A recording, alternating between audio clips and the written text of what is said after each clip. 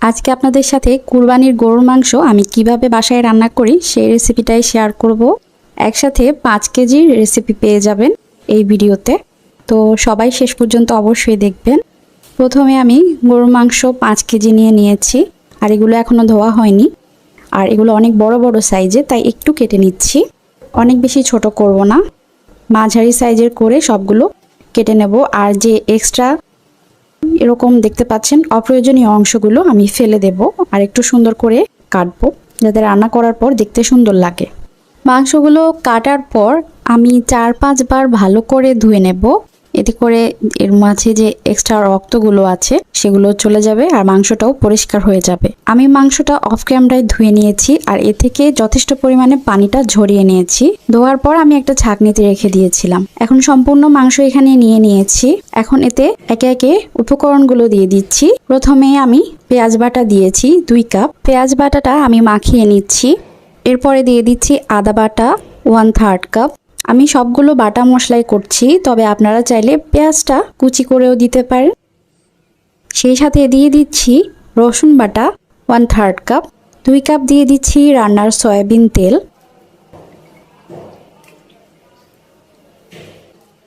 সেই সাথে দিয়ে দিচ্ছি তেজপাতা 3টা আমি কেটে দিয়েছি।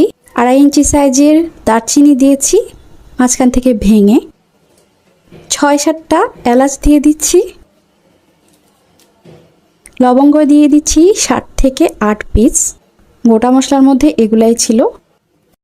এখন স্বাদমতো লবণ দিয়ে দিয়েছি। সেই সাথে ধনিয়ার গুঁড়া দিয়ে দিচ্ছি 5 টেবিল চামচ। আমি হাতের মাধ্যমে দিচ্ছি। বেশি মাংস রান্না করার সময় আসলে হাত দিয়ে না দিলে শান্তি লাগে না। জিরার গুঁড়া দিয়ে দিচ্ছি 4 টেবিল চামচ। হাতের মাপে দিলেও আমি সঠিক পরিমাপটা ক্যাপশনে দিয়ে দিয়েছি, আপনারা ওখান থেকে দেখে নিতে পারেন। অথবা যদি কারো লিখিত রেসিপির প্রয়োজন হয়, ডেসক্রিপশন বক্স তো আছেই, প্লাস কমেন্ট সেকশন, ওখানেও জানাতে পারেন। লিখিত রেসিপি আমি অবশ্যই আপলোড করে দেব। হলুদের গুঁড়া দিয়ে দিয়েছি 2 টেবিল চামচ। আমার হলুদের গুঁড়ার মধ্যে কালার অনেক বেশি, তাই আমি অল্প ইউজ করছি।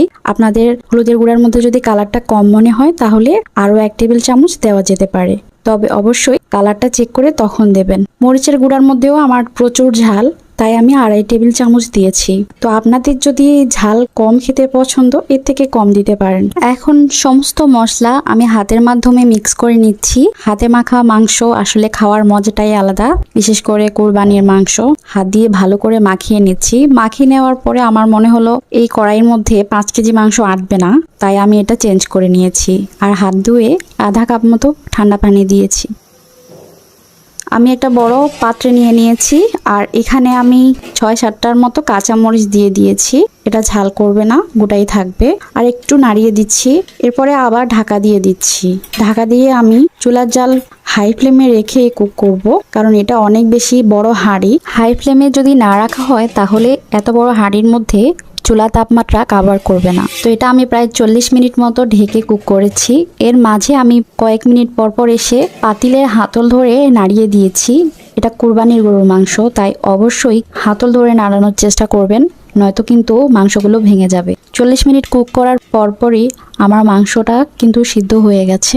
মাংসটা আসলে কষানির মধ্যে কিন্তু সিদ্ধ হয়ে গেছে, আর দ্বিতীয়বার পানি দেওয়ার প্রয়োজন হয়নি। তবে আপনারা যদি আরেকটু ঝোল ঝোল রাখতে চান তাহলে প্রথম অবস্থায় 2 কাপ পানি দিয়ে দেবেন, তাহলে আর কোনো পানি অ্যাড করা লাগবে না, আর ঝোলঝোলও থাকবে। শেষ পর্যায়ে এসে এখানে আমি গরম মশলার গুঁড়া দিয়ে দিচ্ছি 1 টেবিল চামচ। আর এই গরম মশলার গুঁড়াটা অবশ্যই দেওয়ার চেষ্টা করবেন, এর কারণেই এই কুরবানির মাংসটা আরো বেশি স্বাদের হবে।